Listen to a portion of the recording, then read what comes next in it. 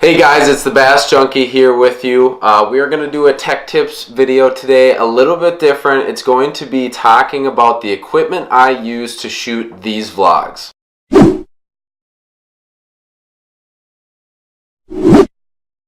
So what we have laid out here is pretty much the basics of, I think, what you need. I guess you don't need all of it, but a lot of them are the essentials to get good quality videos and stories across to your viewers. I have above and beyond what you really need now that I've upgraded my main camera and gotten a few lenses, but I'll talk about that setup as well. As far as everything else, and more specifically what you need to start a fishing vlog.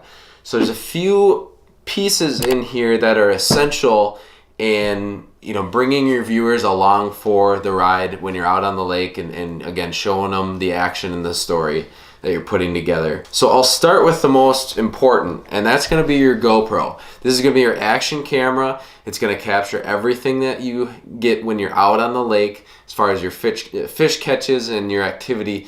That it's just things that are a lot easier to capture with a small size camera like this versus a larger DSLR. I have the GoPro Hero3 Plus. Great camera. I've had it for 5 years now, and it hasn't given me any issues at all.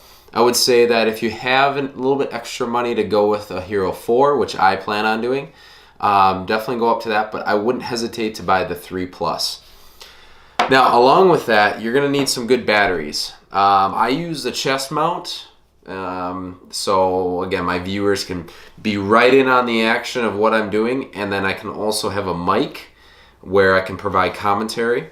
But when you have your GoPro on your chest, you obviously can't connect it directly into the bow, which I used to do with a clamp. I'd have the GoPro on a clamp on my windshield, and I'd have a direct wire into power. But because it's on the chest mount, you need external batteries. So I bought 2 aftermarket ones here, the Wasabi Power company. It comes with a charger as well for like $20. So I'll provide links to all of the equipment you see here down in the description, and so you can take a look and purchase these on your own. So definitely would encourage you to get some extra batteries. These ones I've actually used my GoPro for up to 6 hours and not needed an extra charge. So those have been great for me. The SD card is important, what you're writing your footage to. I would not skimp on this. This is a SanDisk Extreme 64 gigabyte card, and it's the Extreme, like I had mentioned, that writes at a much better or higher rate, MBS. I think this one's 90 MBS, and again, you want that higher rate for when are you using like 1080p or even 4K on some of the newer ones. You definitely want that higher rate so you don't get any skipped footage or lagging. And then again, you want to make sure all the footage you capture is safe and protected on here. And so going with the cheaper company, you're running a little risk there of losing some footage. So that would be my advice with the card. And then when I get back home, having an external hard drive is critical. This is a 1 terabyte hard drive. And what I do is I just drag my raw footage into a file on my passport here, and then I will use it to import into my Final Cut Pro software to do my editing. So definitely get one of these, and then when I'm done with my videos, I save a backup on here as well, just in case if it fails when I upload on YouTube, for instance. So, and I should mention with the SD cards, this is a nice little case. So I'm writing with a normal size SD card. I have a bunch of those, few micros. I keep everything in this pouch, so it's nice and protected. It's rainproof, waterproof for the most part. So getting into the harness, I use an XIT. This is not an authentic GoPro mount. I got this on Amazon, again, 20 bucks.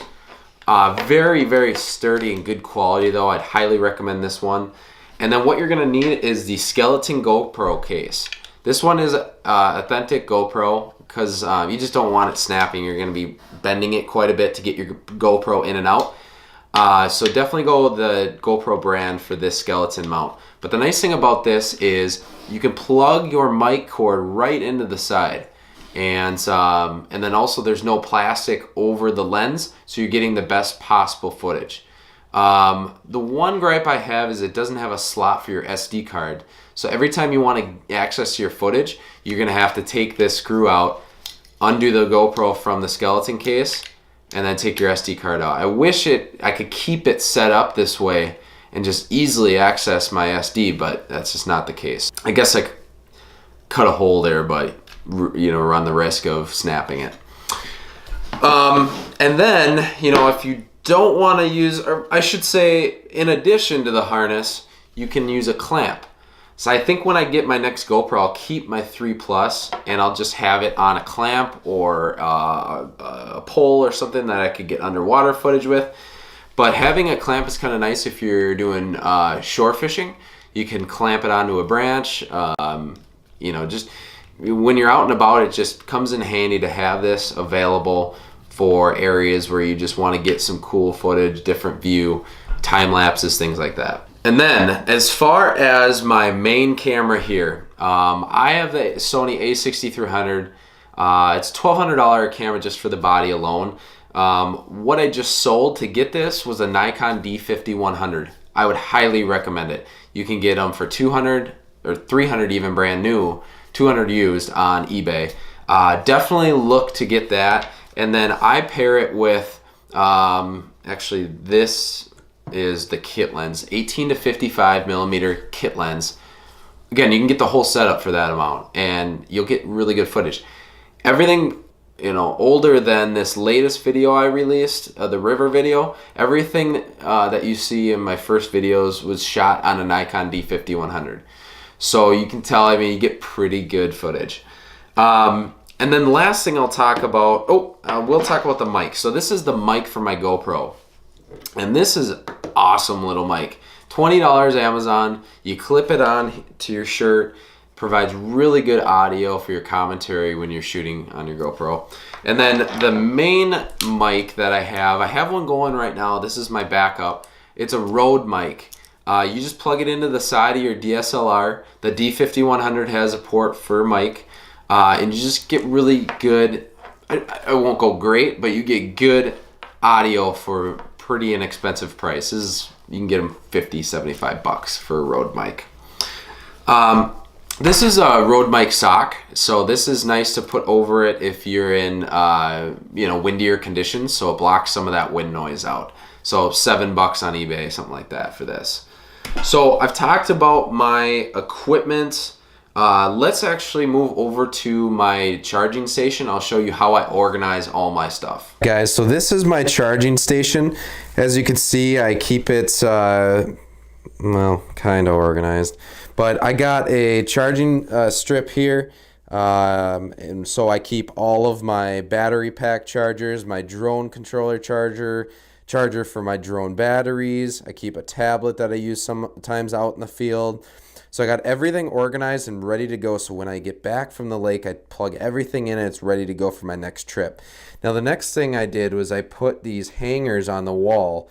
So I'll hang everything up. So I got my drone controller, and then the camera I'm shooting on right now, I'll put on that hook. So it's just nice to know everything's here in one part of my room here. And then I can go to, plug it all in, get it unpacked for my trips, and again, I know where it's all at. So one other nice thing I purchased was this backpack.